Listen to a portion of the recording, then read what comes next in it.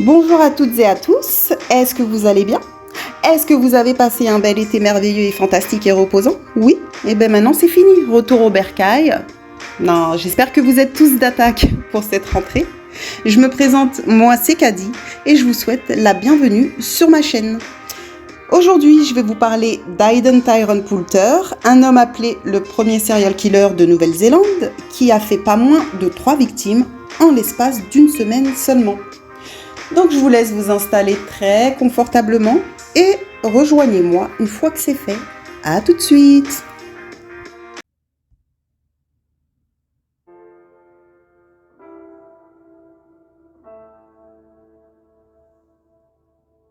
Aiden Tyrone Poulter est né en août 1961 à Auckland, en Nouvelle-Zélande. Ses parents sont 2 Anglais venus s'installer dans le pays et son enfance est marquée par la violence de son père qui finira par quitter sa famille et rejoindre l'Angleterre. De son côté, sa mère refera sa vie avec un homme et c'est le beau-père qui le verra grandir. Sa jeunesse est marquée par différents séjours dans des foyers de jeunes garçons où il dira avoir subi des abus sexuels et des violences physiques. À l'âge de 18 ans, il s'engage dans la marine, d'où il se fera renvoyer quelque temps après. Il faut savoir que Poulter a toujours souffert d'épilepsie et il est sujet à la dépression. À son retour de l'armée, et pendant une période de 10 ans environ, il occupera différents postes dans la pub, dans la démolition ou la pêche, et bien d'autres. Et en parallèle, il a également des condamnations, 67 au total, pour des faits mineurs, excluant la violence. Il a également développé 2 grosses addictions, la première à l'alcool et la seconde aux produits stupéfiants. En 1992, âgé alors de 31 ans et fatigué de cette vie instable, il décide d'entrer en centre de réhabilitation pour combattre ses problèmes et se sevrer. Il y rencontrera Trudi Spears, une jeune mère célibataire de 20 ans qui suit également le programme pour lutter contre son alcoolisme.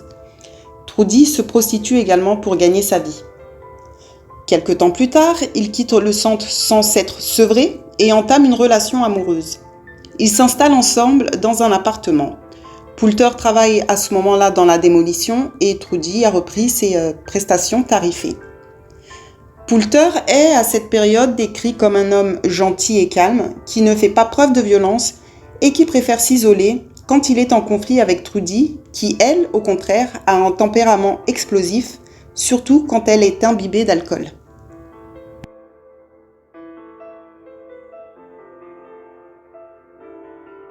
Maintenant, je vais vous raconter un épisode de la vie de Trudi, non pas parce qu'elle a un lien direct avec ce que Poulter fera par la suite, mais il semblerait que cet événement soit la cause de son passage à l'acte.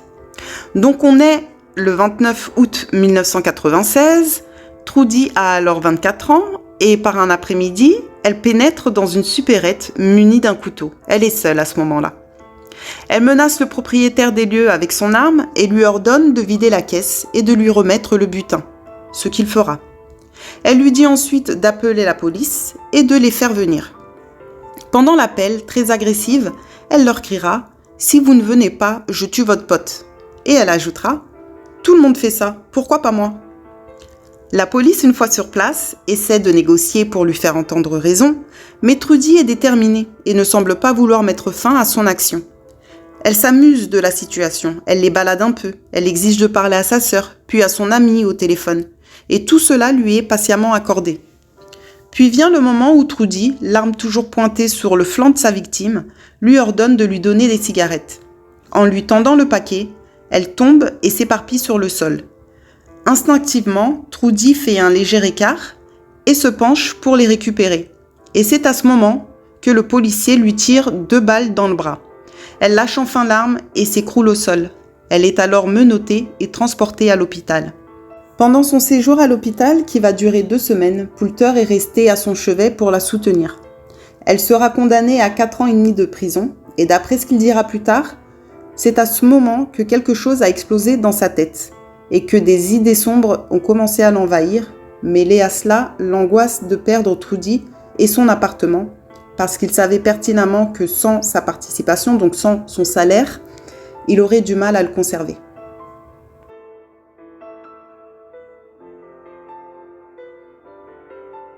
Nous sommes maintenant le 19 octobre 1996, donc c'est un peu moins de 2 mois après l'épisode Trudy. Et Poulter, à cette époque, il vit dans une caravane qui est située à l'arrière de la maison de la sœur de Trudy.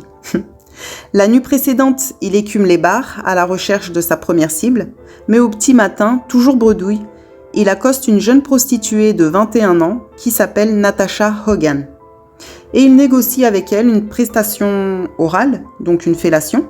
Ils se mettent d'accord sur le tarif, puis Poulter lui dit qu'il ne souhaite pas faire ça dans sa voiture, mais plutôt dans un cimetière qui se trouve non loin de là. Natasha, drapée dans son drapeau des Union Jack, c'est une équipe de rugby, et munie de son sac à main, emboîte le pas à Poulter et il se dirige lentement vers l'endroit convenu.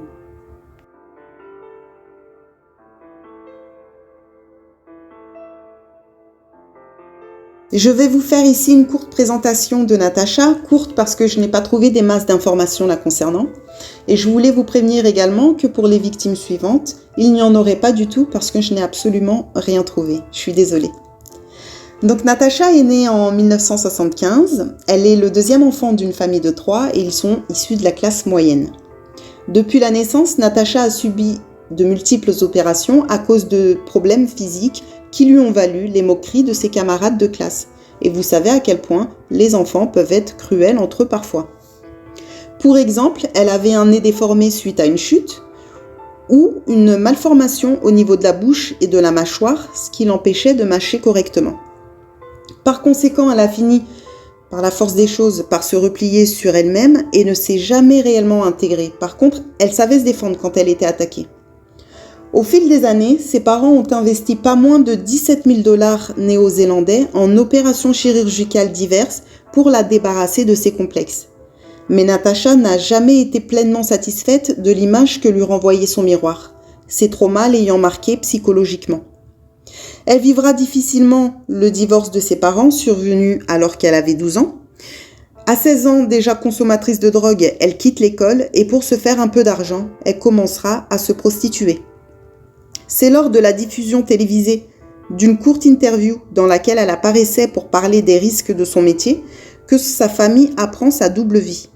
Elle nie dans un premier temps, mais l'évidence est là et sa famille, résignée, finit par accepter, entre guillemets, son choix de vie par amour pour elle. Évidemment, ils ne veulent pas en plus perdre leur fille. Les années passent ainsi, Natasha ne vit plus au domicile familial et une semaine avant sa rencontre avec Poulter, elle passera quelques jours chez sa mère, comme si elle avait besoin d'un temps de repos auprès des siens pour échapper à sa dure réalité. Le 18 octobre 1996 au soir, Natasha a prévu de sortir. Et c'est la dernière fois qu'elle sera vue des siens.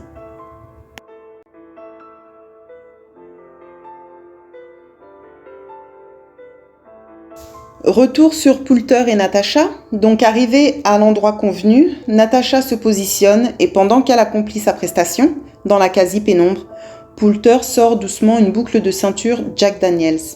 Et je ne comprenais pas au début, donc j'ai été voir ce que ça pouvait être en photo.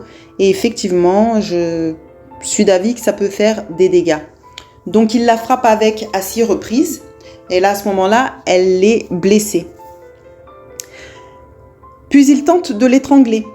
Mais comme ça ne marche toujours pas, il attrape une pierre et la frappe avec à la tête jusqu'à ce qu'elle ne bouge plus. Il place alors le corps de Natasha sous un rocher face contre terre. Il récupère son sac à main et quitte la scène de crime. Il se débarrassera de la boucle de ceinture et du sac en chemin. Il retournera ensuite dans sa caravane où il lavera tous ses vêtements tachés de sang. Puis il prendra la poudre d'escampette sans un mot à la sœur de Trudy.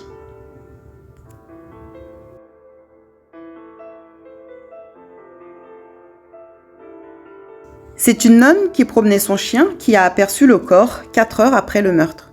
La police arrive sur les lieux du crime peu avant 10 heures et c'est près des toilettes publiques du cimetière qu'ils font la macabre découverte. Natasha a la robe relevée au-dessus des seins et la culotte roulée sur les genoux. Son corps meurtri est couvert d'hématomes, de taillades et de sang et du sperme sera également retrouvé lors des analyses. Et on abordera ce point en fin de vidéo. Lorsque son visage sera redressé, un préservatif sera découvert enfoncé dans sa bouche.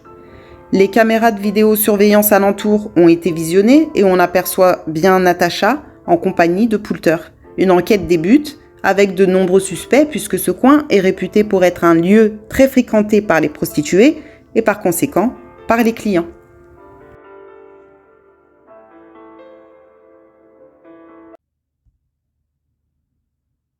On est maintenant le 25 octobre, soit 6 jours après le meurtre, et Poulter fait parvenir une lettre au journal New Zealand Herald. En réalité, c'est un bout de papier sur lequel sont griffonnées quelques phrases en rapport avec Natasha Hogan. On peut y lire par exemple « À vous tous, connards, je vous écris parce que ces cochons n'ont aucune idée, je ne pense même pas qu'ils sachent lire. Je pensais qu'ils m'auraient attrapé depuis. Elle me disait de tuer toutes les salopes sales. J'étais couvert de sang, c'était bon. Cette salope que j'ai tuée était la meilleure. Et je les aime jeunes. Elle me dit d'arrêter de déconner. Donc si les cochons ne s'arrêtent pas, il y aura plus de chiennes mortes. Je pense que je pourrais encore tuer une chienne. » Signé NBK. Et NBK, c'est une référence à Natural Born Killer, un film de 1994 sur 2 tueurs en série.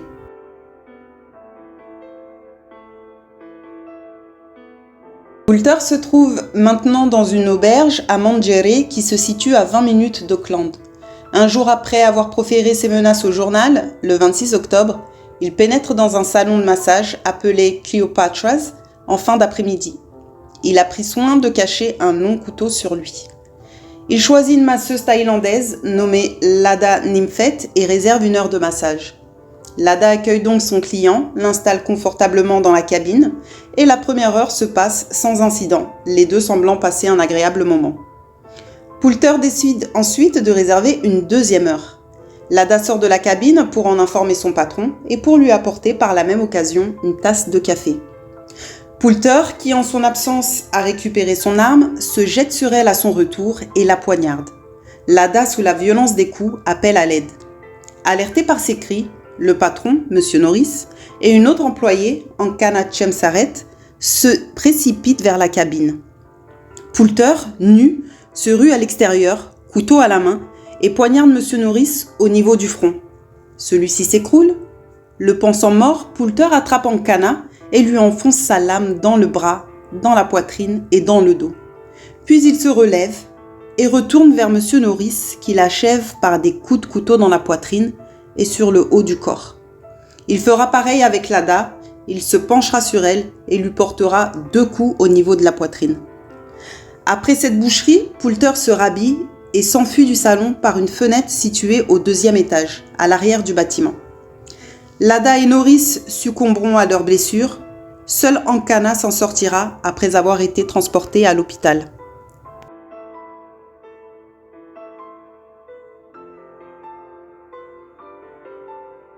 Quelques heures après, à 23h15, Poulter, blessé à la jambe après avoir sauté du 2e étage, se présente au poste de police d'Auckland et dépose son arme sur le comptoir de l'accueil.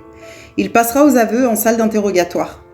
Tout n'est pas très cohérent dans ce qu'il dit. Il parle d'un alter ego nommé Hell qui le pousserait à commettre ces actes. Par exemple, on ne sait pas à quel moment a eu lieu le viol. Alors il le reconnaît, mais il reste flou dans ses explications. Souvenez-vous, Poulter a commencé à frapper Natasha alors qu'elle commençait sa prestation. Elle était à genoux devant lui. Alors on peut supposer qu'il a commis le viol post-mortem. Il tiendra les paroles suivantes. « Je ne veux pas continuer de le faire. Je continue de le faire. C'est pas bon, je sais que c'est pas bon. Je sais que j'ai besoin d'aide d'une manière ou d'une autre. J'ai mal agi. Je suppose que c'est pas très cohérent. Les gens ne s'en soucient pas vraiment. » En 1997, après toute une batterie de tests psychologiques, il est déclaré sain d'esprit. Il plaide coupable pour les 3 meurtres, pour la tentative de meurtre, pour viol et pour détention d'armes offensives en public. Il est condamné à la prison à vie avec impossibilité de libération conditionnelle avant 15 ans. En 2011, il fera une première demande de libération qui lui sera refusée. Idem en 2015, puis pareil en 2016.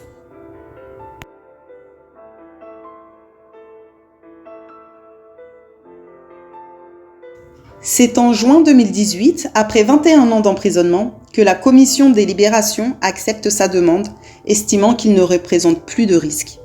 Il a cependant l'obligation d'avoir un lieu d'habitation, et il s'installera chez sa sœur, de trouver un emploi, il en trouvera un dans l'aménagement paysager, et de suivre des soins pour son alcoolisme et son addiction aux drogues. Aussi, il changera d'identité et se fera désormais appeler John Leon Lorenzo. Tout se passe bien pendant 2 mois, mais à la fin du mois d'août, l'agent de probation en charge de la surveillance et du suivi de Poulter est informé que celui-ci a violé sa conditionnelle en consommant de la drogue et qu'il projetait de simuler sa mort pour échapper aux contraintes liées à sa conditionnelle. Ni une ni deux, il en informe la commission des libérations et le 27 août, il est de retour en prison. Le 22 septembre 2018, Poulter est retrouvé mort dans sa cellule, l'autopsie conclut à un suicide. On retrouvera une lettre pour son avocat et un mot pour sa mère, dans lequel il lui demande de ne plus s'inquiéter pour lui. Il avait 57 ans.